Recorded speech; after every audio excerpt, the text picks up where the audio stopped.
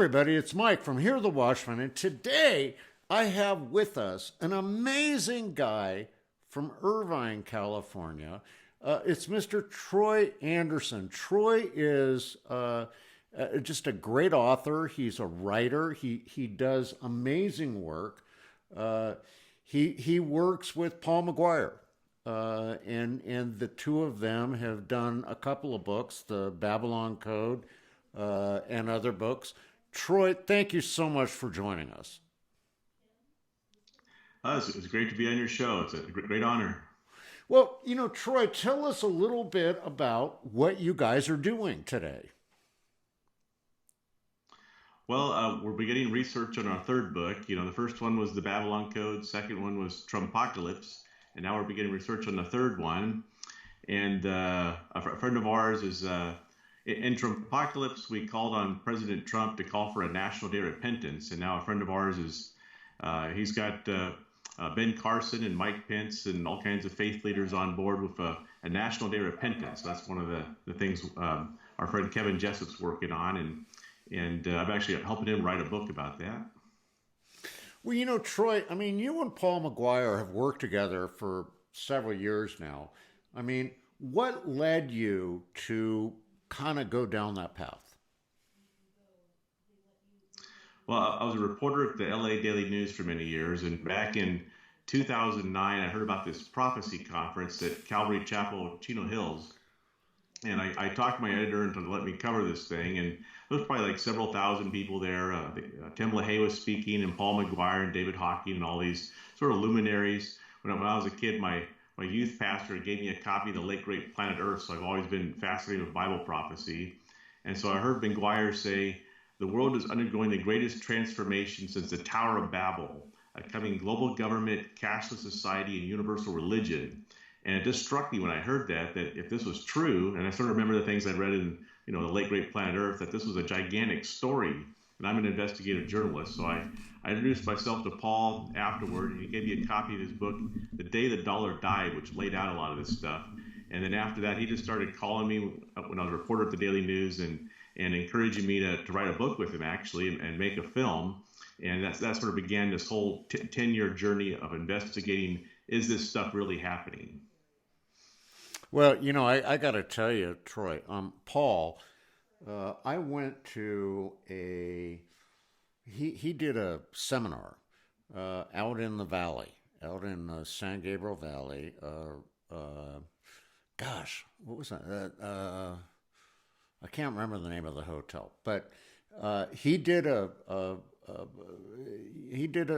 spoke out there, and he prayed over me. And when he prayed over me, he said that I see you leading the remnant body. Now, he's an amazing man. You work with him. How is it working with Paul McGuire? Yeah, I would agree. Paul is an incredible guy. He's extremely intelligent. And the insights that God has shown him are just incredibly profound. When we write books together, I'll sort of send him an outline for each chapter, and I'll say, send me 500 words on this topic. And oftentimes he'll send me, for one chapter, he'll send me literally 70 to 80,000 words of writing and research and articles, and then it's like this gigantic maze you've got to put together. He's just, his creativity is just incredible, and insights and messages I believe from God. Now listen, you're going to be coming to Hear the Watchman in Irvine, California. That's October 11th, 12th, and 13th. Folks, go to hearthewatchman.com. Troy, what are you going to be talking about at that conference? I'm going to be talking about, a lot of the research that I've been doing for the last 10 years as to what's really happening with the globalist elite and their plans to, create this world government. The elite are now meeting at world government summits on an annual basis in Dubai. They're completely out in the open now that they plan to create a global government. That the media doesn't cover this. This is the biggest suppressed, censored story on the planet, and I'm going to, come out and reveal all the evidence that this is really happening, and the kind of plan that they have for us. And the Bible predicts this would happen, and we're watching it unfold now. So I'm going to reveal the latest, evidence and what I've learned from, intelligence sources, military generals, experts in geopolitics, economics, science, the whole shebang. Well, Troy, if you think about it, why are people trying to shut us down? Why don't they want our voices heard? Well, it's very simple. The elite want everybody to go along with this plan willingly. They don't want people to rise up and object to this thing. So they're essentially spending tens of billions of dollars, if not more, to essentially, sort of dumb down the population, to use scientific mind control techniques on us, brainwashing, propaganda, everything from, Hollywood to the media, to academia, to the public education system. And it's all designed to change the way we think, invert the Judeo-Christian foundations of our country, and get us to go along with this new world order, this new world system that they're bringing online. And the fewer people that object, the better. So almost all media outlets suppress this story. There's very few that cover this. And our books reveal all these details, and we were surprised that the world's third largest publishing house would sort of let this fly through. But God opened that door. We got these books out. They became #1 bestsellers, and now there's an awakening occurring around the world as to what's really happening. But there's still a lot of people that don't fully understand what's going on here. Now, you and Paul are both cutting edge. I mean, you guys are way out there on the forefront of everything that's really happening in the world. But, why is it, in your opinion, why is it that the mainstream media, the Illuminati, why do they want to shut Christians down? Christianity poses the biggest threat to essentially the plans of the elite and the Illuminati and these different secret societies. There's a whole bunch of secret societies, all kinds of foundations and think tanks. You've got the Bilderberg Group. You probably heard about that, and they have these big annual meetings at amid high security at exotic locations around the planet where the elite get together and sort of plan out the policies of governments worldwide. You've got the Council on Foreign Relations, Royal Institute of International Affairs, Trilateral Commission, the Club of Rome. There's all kinds of, actual organizations that are involved in this. And then there's all kinds of secret societies. One of my ancestors, Friedrich von Schiller, he's the poet that wrote Ode to Joy that Beethoven set to music in the Ninth Symphony. All his friends in the late 1700s were members of the Bavarian Illuminati. And toward the end of his life, he was actually writing a play to expose their plans, and then he died mysteriously. So the Illuminati was an actual, secret society that existed in the late 1700s, and there's quite a bit of evidence to suggest that it, went underground after it was banned and continues to exist in various forms today. Of course, you've got, Freemasonry, you've got Yale University's Skull and Bones, many members of our government, CIA, corporations, Supreme Court have been members of Skull and Bones, a couple of presidential candidates, one of our presidents. So this is sort of how power works in our world. And so, we're doing our best to, bring this to light. But Troy, you got to admit, people think that you and I are crazy.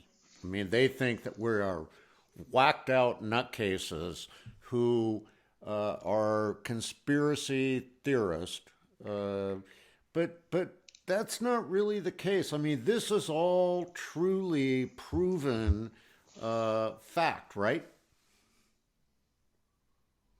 Yeah. So in the Babylon Code of Tripocalypse, we kept extensive notes. There's probably 30, 40 pages of notes. So everybody we interviewed and all the sources we featured all came from essentially mainstream sources, academic papers, highly credible, faith and political leaders, experts in intelligence, military officials. I essentially tried to find the most credible people on the planet that we could to back up these contentions. And so I don't think anybody's read either of these books and came back and contested anything we wrote. They just, said that, wow, this is, it's a real eye opener. It's mind blowing. People describe these books as, compelling, riveting, anointed, phenomenal, astonishing, most profound book of our time.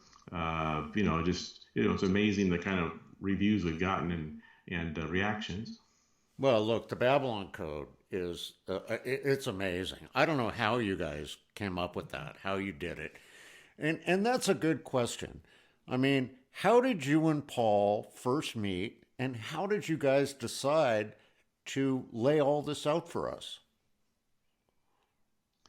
Well, yeah. So after we met at the that prophecy conference in 2009, Paul, stayed in touch with me and encouraged me, because he told me that he believed that God wanted us to write these books and eventually turn these into films, and I was resistant at first because I was a reporter at the LA Daily News.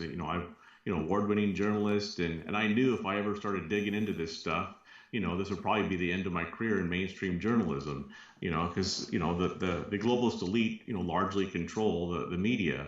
And so, I won't tell you all the details, but at some point I decided to make a decision to go ahead and really delve into this. And then I wrote a story for Charisma magazine in late 2012. It was called America at the End, and it featured, all kinds of interviews and sort of, this kind of stuff. Then afterward, some of the producers behind Dinesh D'Souza's film, 2016 Obama's America, they got a hold of me and they said, Troy, we think you'd be the perfect guy to write an end times book and movie to sort of, delve into this whole topic. And so I told Paul about that. And so that sort of began this, this accelerated journey that resulted in the Babylon Code. At that time, I interviewed Paul, and he talked about this code in the Bible that he believed there was sort of like this mystery, and that's how we came up with the Babylon Code. So in the book of Genesis, it talks about the Tower of Babel and Nimrod. Essentially an archetype of the Antichrist attempting to create the first world government, the first new world order.